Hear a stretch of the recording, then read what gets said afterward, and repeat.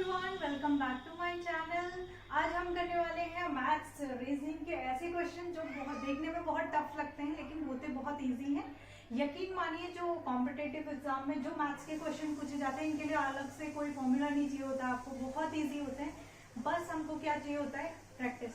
आप जितने ज्यादा क्वेश्चन करेंगे उतना आपका प्रैक्टिस होगा और उतने क्वेश्चन आपको इजी लगेंगे। चाहे आप कोई भी कंपटीशन, कोई भी किसी भी लेवल का क्वेश्चन कर रहे हो, कोई भी कॉम्पिटेटिव एग्जाम दे रहे हो, उसमें क्या होता है बहुत ही इजी क्वेश्चन होते हैं। हम बस मैथ्स के नाम से डर जाते हैं, वही डर आज भगाना है। तो हमारी कंटिन्यूअस सीरीज चल रही है रीजनिंग और मेंटल एप्टीट्यूड की, तो वो आप ज्वाइन कर सकते हैं। प्लेलिस्ट में अलग से बनी हुई है, वो आप कंटिन्यू कर सकते हैं।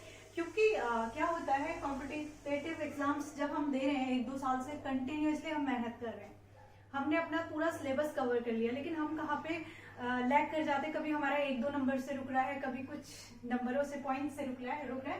तो ये ऐसे क्वेश्चन होते हैं जिनको हम स्किप कर देते हैं। ये हमें सिलेक्शन दिला सकते हैं क्योंकि बहुत इजी होते हैं।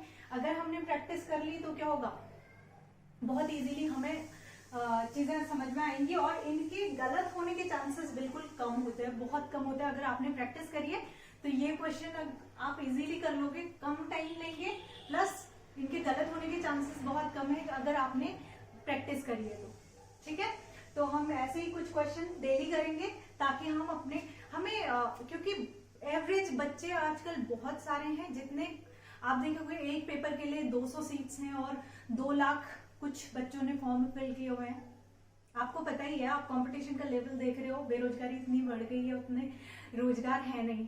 तो फिर बच्चे सारे क्या कर रहे हैं, सारे जितने भी हैं जिसमें 12th मांगा है उसमें ग्रेजुएशन, पोस्ट ग्रेजुएशन लेवल के बच्चे एग्जाम्स दे रहे हैं उसी चीज के लिए।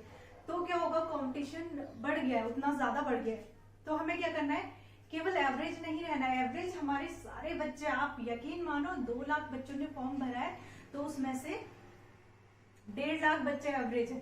हमें उनमें नहीं रहना है, हमें एवरेज नहीं बनना है, हमें एक्स फैक्टर लेके आना है। एक्स फैक्टर हमारे तभी आएंगे जब हमने अपना सिलेबस कवर कर लिया एंड जो क्वेश्चन टफ हैं, जिनको सारे बच्चे स्किप कर रहे हैं, उसको हमने स्किप नहीं करना, उसको हमने अपनी स्ट्रेंथ बनाना है। तो स्ट्रेंथ कैसे बनाएंगे आप? क्वेश्चन सॉल्व करके, प्रैक्टिस करके। इससे डरना नहीं है। बहुत सारे बच्चे बस मैथ्स का नाम से डर जाते हैं, इसमें कोई फॉर्मूला नहीं लगाना है, क्वेश्चन बस समझना है। ठीक है, तो इसमें तो मैं हिंदी मीडियम के लिए क्वेश्चन पहले हिंदी में भी लिख देती हूँ ताकि बच्चों को समझने में इजी रहे। मैं क्वेश्चन पहले हिंदी में भी लिख देती हूँ यहाँ पे। ठीक है, यदि ए बी और सी का भार 40 किलोग्राम है और BDE का भार 42 kg है, 42 किलोग्राम है और F का भार B के बराबर है। F का भार B के बराबर है, B के बराबर है। तो A B C D E और F का कुल भार होगा, कितना होगा?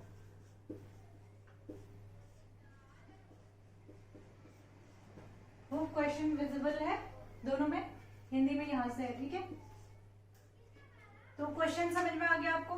सबसे पहले हमें क्या दिया हुआ है, जब भी हमें क्वेश्चन करना है सबसे पहले क्या करना है, हमें कोई फॉर्मूला नहीं सोचना है, कुछ भी नहीं सोचना है। जो क्वेश्चन में दिया हुआ है वो हमने लिख देना सेपरेटली। ठीक है, सबसे पहले आप क्या करोगे, कोई भी आपको रीजनिंग या मैथ्स के क्वेश्चन दिख रहे हैं तो आपको क्या करना है, जो भी दिया हुआ है क्वेश्चन में, बहुत इजी तरीका है सॉल्व करने का। सबसे पहले चाहे कैसा ही भी क्वेश्चन आए, सबसे पहले आपने जो भी क्वेश्चन में दिया है वो आपने नोट डाउन कर लेना है।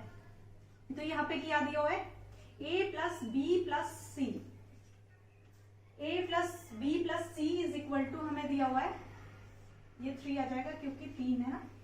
तो इसका टोटल दिया हुआ है हमें 40 kg, दिया हुआ है 40 kg। ठीक है, सिंपली हमने जो दिया हुआ है वो लिखना है। BDE is equal to 42, B plus D plus E is equal to 42 kg, 42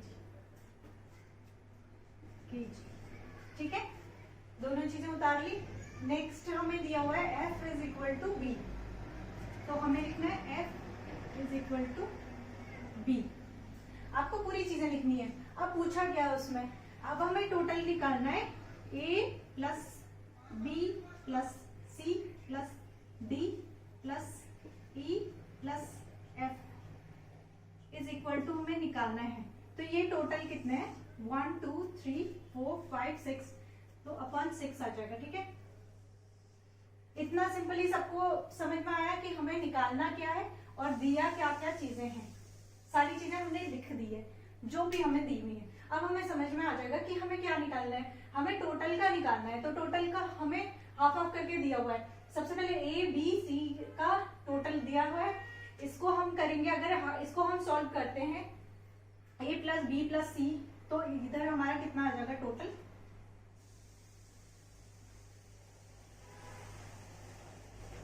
120। ठीक है, ये हमने सॉल्व किया, ये आ जाएगा हमारा 120। A plus B plus C, इसका टोटल आ गया हमारा 120 और इधर हमारा आ गया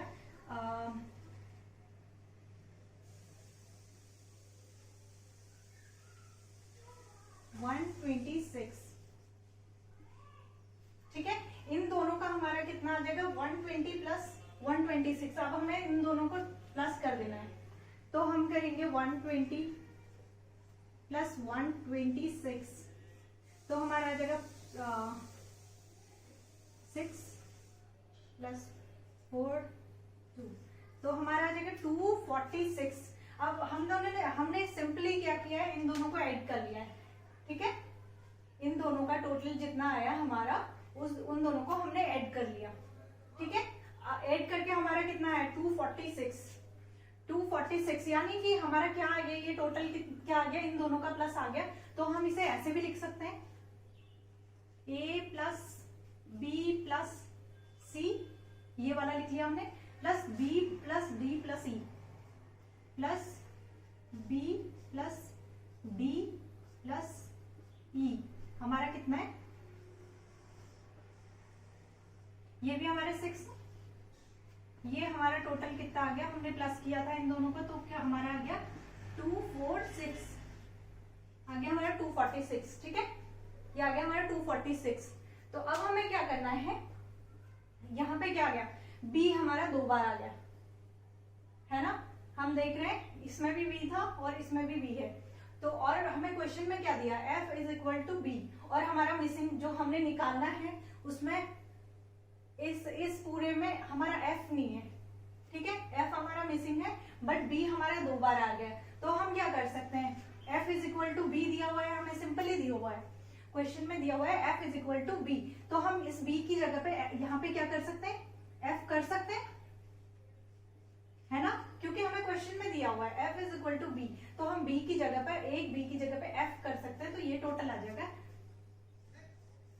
जो हमें निकालना है। अब ये 6 से हम करेंगे तो क्या, हाँ हमारा क्या आएगा, हमारा टोटल यहाँ पे आ जाएगा 4 1, तो हमारा आ जाएगा आंसर कैलकुलेट करके 41 आ जाएगा। अब हम देखते हैं ऑप्शन में कोई 41 है, ऑप्शन सी हमारा बिल्कुल राइट हो जाएगा। ठीक है, तो ये क्वेश्चन था बहुत ही इजीली। आधे क्वेश्चन जो कॉम्पिटिटिव एग्जाम्स होते हैं उनमें क्वेश्चन ज्यादा टफ नहीं आते, क्योंकि हर किसी का बैकग्राउंड मैथ्स नहीं होता, आपको फॉर्मूले की जरूरत ही नहीं पड़ेगी। आप बहुत सारे मतलब 90% क्वेश्चन ऐसे आते हैं जिनको आप नॉर्मली ऑप्शन की हेल्प से या फिर जो क्वेश्चन में दिया हुआ है उसकी हेल्प से आराम से सॉल्व कर सकते हैं। तो इतने इजी क्वेश्चन आते हैं।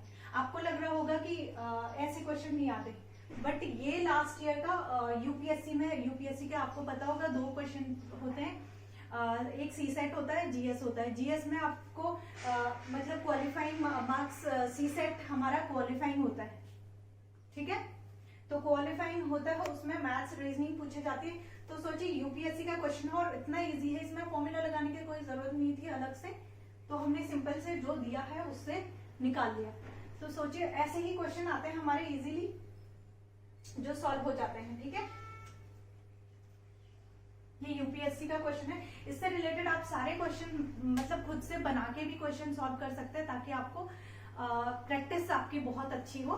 तो यकीन मानिए जब यूपीएससी में ऐसे क्वेश्चन आ रहे हैं जिनमें फॉर्मूले की जरूरत नहीं है, तो आप जो भी एग्जाम दे रहे हो उसमें भी ऐसे क्वेश्चन आएंगे। अगर आपने ये क्वेश्चन सॉल्व कर लिया इजीली, इससे रिलेटेड क्वेश्चन सॉल्व कर लिए, तो आप बाकी चीजें आपके लिए बहुत आसान हो जाएंगी, यकीन मानिए। तो फिर सॉल्व